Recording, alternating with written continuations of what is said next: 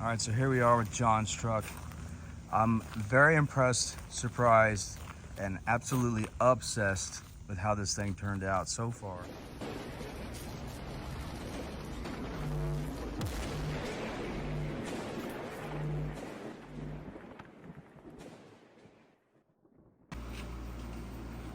All right, we got it in the climate controlled shop because my buddy Jeff melts when it gets hot. So it's a little bit tighter in here because it's mostly for storage, but the truck made it in. Let's start tearing this thing apart. All right, guys, welcome back. We're here with my buddy Jeff from Greasy's Garage. He's a little bit of the F100 expert. I mean, what years would you say you've been doing all these on? The slick sides, this is the first bump side, the slick side and the dent sides we've done. Okay. Yeah, so kind of excited to get, which 61 to 78 for the 34-inch wide frames all the same. Right, right. So. Okay. So we're going to be putting independent rear suspension out of what year Mustangs? 2015 to 2023, the Okay. S550.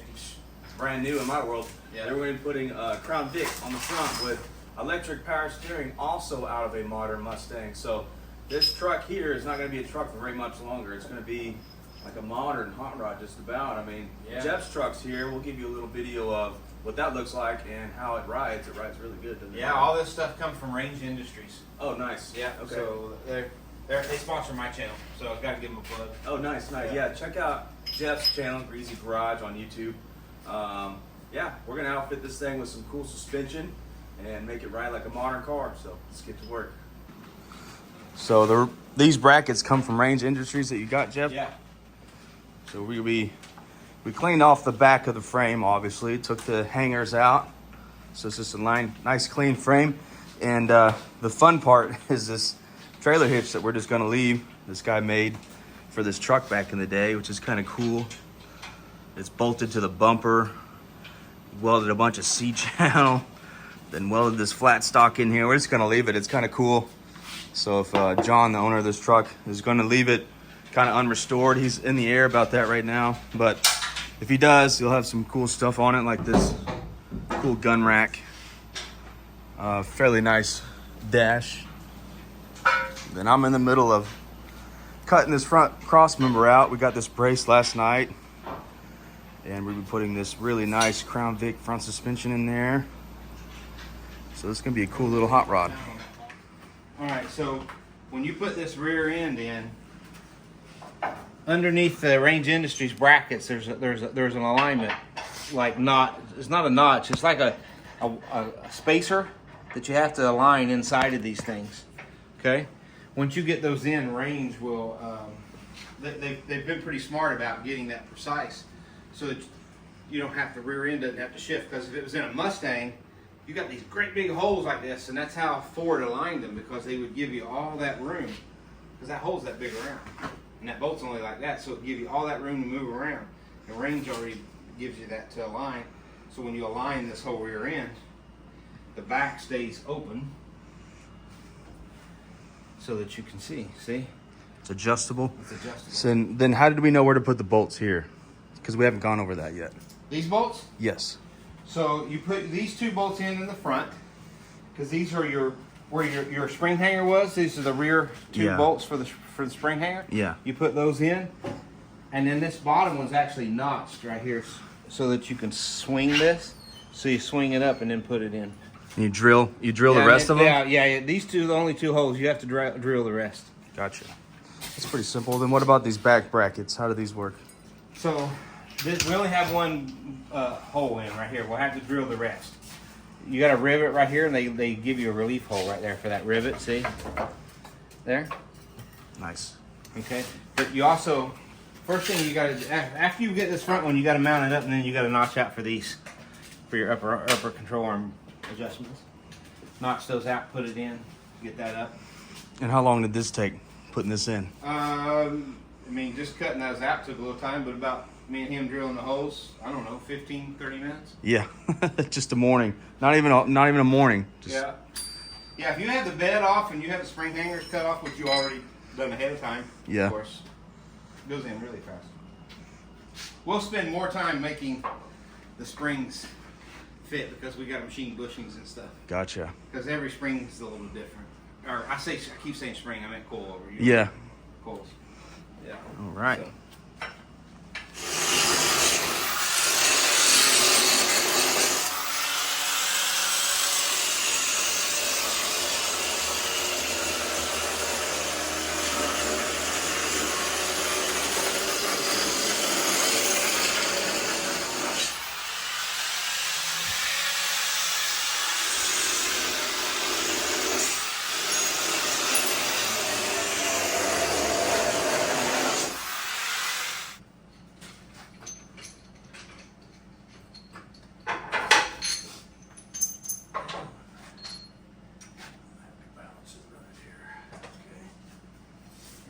Did you put your bolt down too, Al? Last time I. Oh, yeah, that's right. Okay, go ahead. I'm gonna let you get yours in and All right, we'll go ahead. slide it over.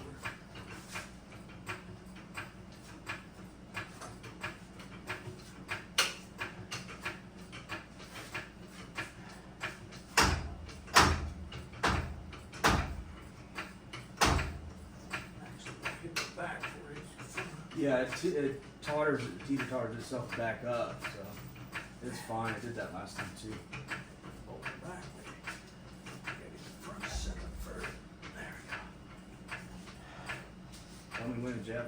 Keep going for me. Yeah.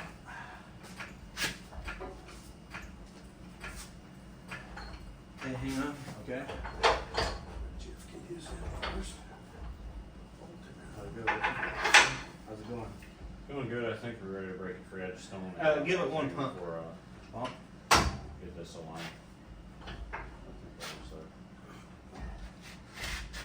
I completed the cut on my side. Let's plug right in. Mine's not completely. Okay, well then yours is probably in and mine's not. So go ahead and get yours. Good. Looks great.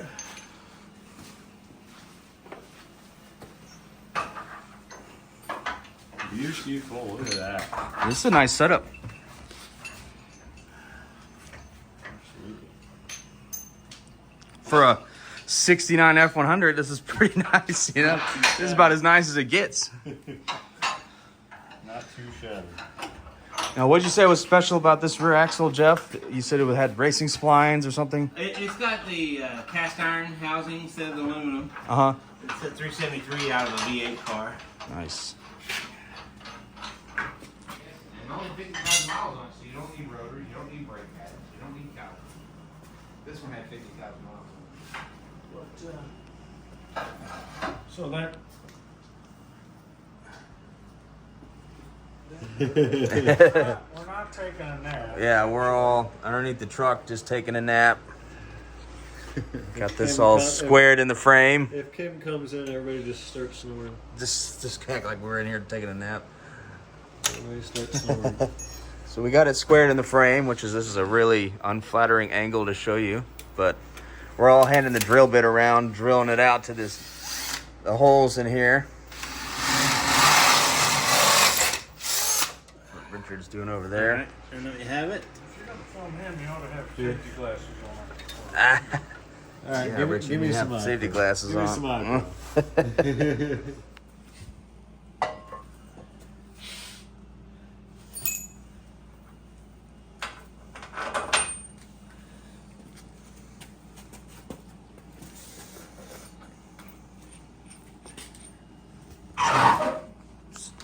Step on this. Stay here. Go back. This is the one that don't fit good. Okay.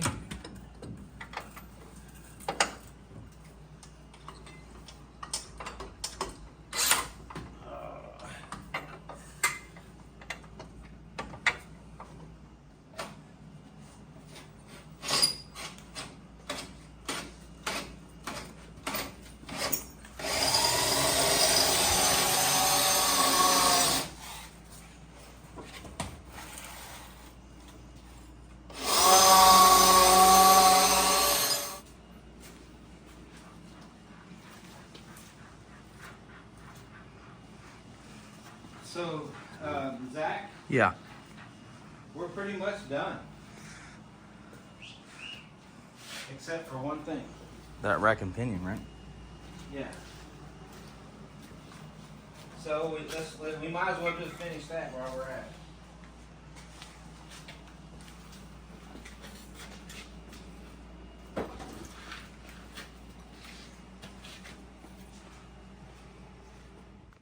All right, here's John's truck sitting outside with his rims. Ooh, those are gonna look cool. Can't wait to put the fenders back on it. Oh, this thing's gonna be hot, hot, hot.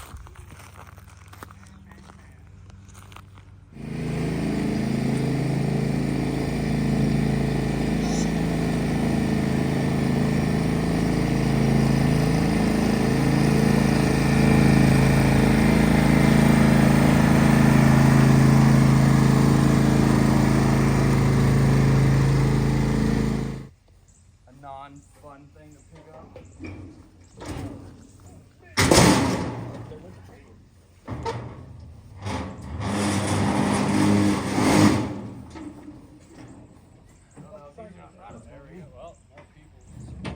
Your weight, a little bit. There we go.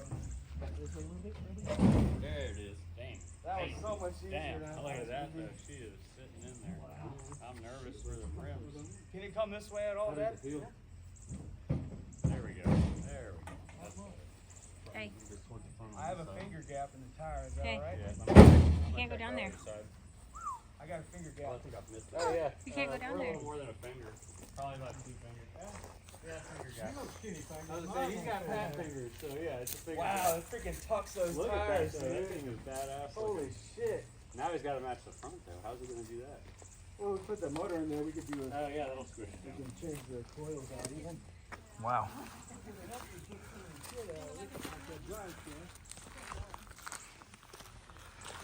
Put them pushers in there. Wow. All right, so here we are with John's truck. I'm very impressed, surprised, and absolutely obsessed with how this thing turned out so far. We got a lot more work to do, but man, seeing it sit outside as low as it is now, this thing was a freaking wagon when he brought it in.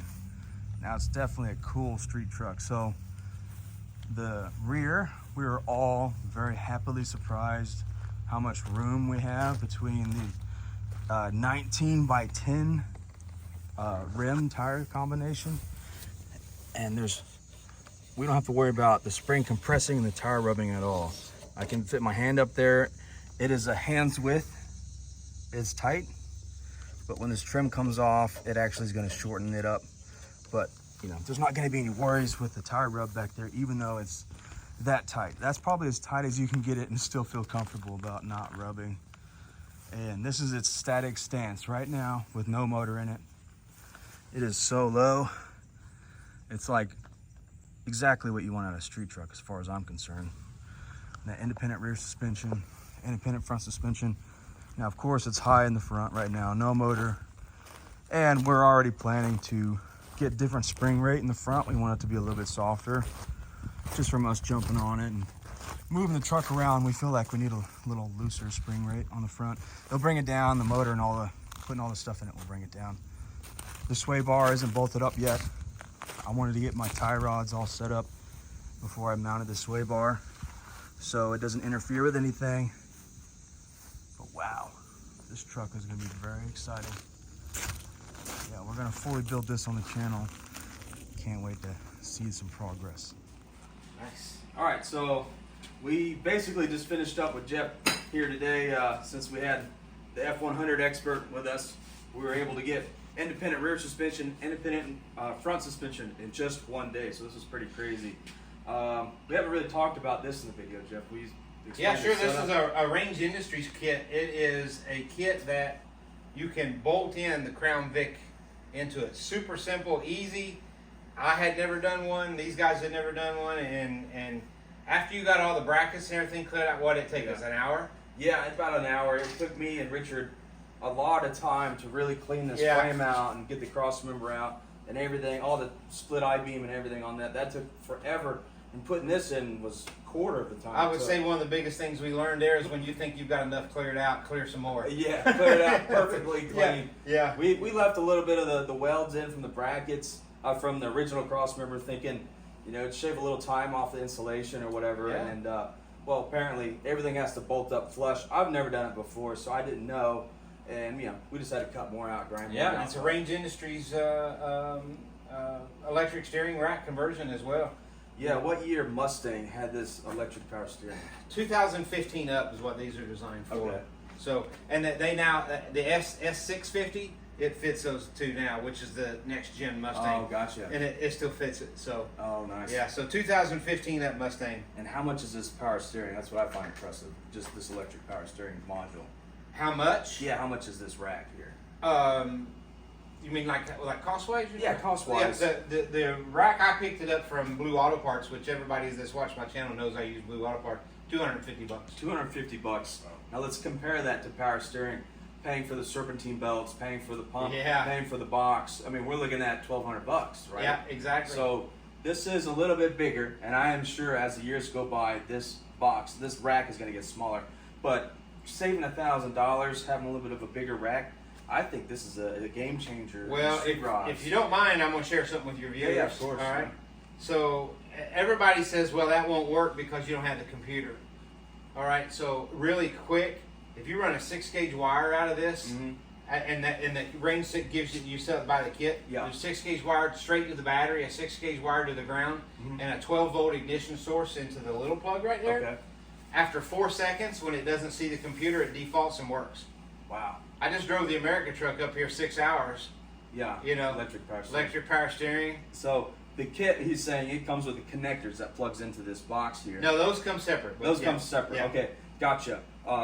And that allows you to wire up this system and not use a computer. So we're saying just a 6-gauge power, 6-gauge ground, Yep. and something to tell you that the ignition. And a 14-gauge wire, 12-volt ignition switch. Okay, that turns the box on. Turns the box on. Okay. Yep. And do you put an amp coming? How much amps does this pull? Do you know? So I think from factory it was like 180 amp. 180 But I've used a 100 amp breaker. Yeah. And I've never had a problem on Gotcha. any of them I've ever hooked up. Okay, I use 125 on the alternator, so maybe we'll give Be that the, a try. be the same.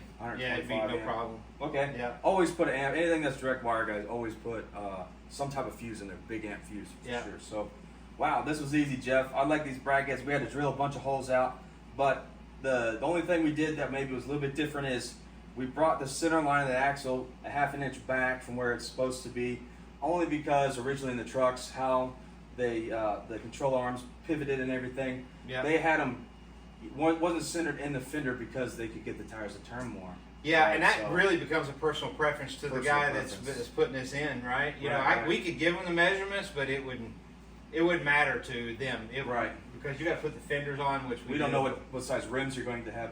So Yeah. we're putting 19s on here, and we centered this with that in mind. 19s are centered in the fender, turning, suspension, all that kind of stuff. So when it comes to where this goes, mark your center line really good before you take the truck apart, clean the frame out really good. That's what we learned. We had the frame cleaned out really good. We marked things with good clear lines. And that was kind of the biggest, probably the biggest factor we did up here was just nice clean lines and measurements. So I think there's 4 of us here that did this Yeah. today, right? You know, because we were just all buddies hanging Yeah. out, And- your dad, and right? we all took turns And we measuring all it. took turns measuring. Yeah, So- so there's 4 people that made one mistake. So Yeah, there you go. yeah. Now we all got it together, and we all end up with the same measurements. So we're happy. It's square. It's within like a 32nd of an inch or whatever, and that's well in front end alignment range to. Because all this is adjustable. We didn't talk about that. You could fully front end align this front end on this truck. Oh yeah. Yeah. Yeah. So, Oh, absolutely. Yeah. I mean everything. You know, you got the shims, the Range Industries for lower control arm brackets. There's shims. You know, it's funny when you pull into the alignment shop. You say, "Hey, I got a 2023 Mustang rear end. Yeah. I got a 2007 Crown Vic front end. Yeah. you know. Yeah. And by the way, it's a Mustang rack and pinion up there, so the tie Right. rod. You know. Right. So And from me being a mechanic at a dealership, I can tell you they might confuse them at first, but their machine will do the front end alignment on this. You just punch in what it is. Oh, yeah. And it'll measure it, and the machine will Oh, my be guy. capable of doing the front end. My guy alignment. knows when I pull in with the F100, he knows what he's getting. Right. You know, so Yeah. if y'all ever want this done, you don't want to do it yourself. I mean, I do it at my shop. I'll do it for you. So, Right. You know, it's what I do for a living. But Go check out Greasy's Garage YouTube channel. Yeah. He does this. He just did this on his truck, and it turned out awesome. We'll show you his truck at the end of the video here. And you got anything else to say, Jeff? yeah, if you go watch my channel, then if you want more of a how-to on this stuff, except for I put the Crown Vic under, but I didn't do the bolting kit the first time. But I will do a how-to on that, by the way. Nice. For range on my 67 that I'm getting ready to do. Good. But if you want to see how I build a whole entire truck this way and all the how-to, you can go to my YouTube channel and watch us do the America truck. That's a 64 slick side. Nice. Yeah. Awesome. Thanks, Jeff. Thanks, Richard. And my dad's behind the camera. See you guys next time. Woo! 3 t-shirt day.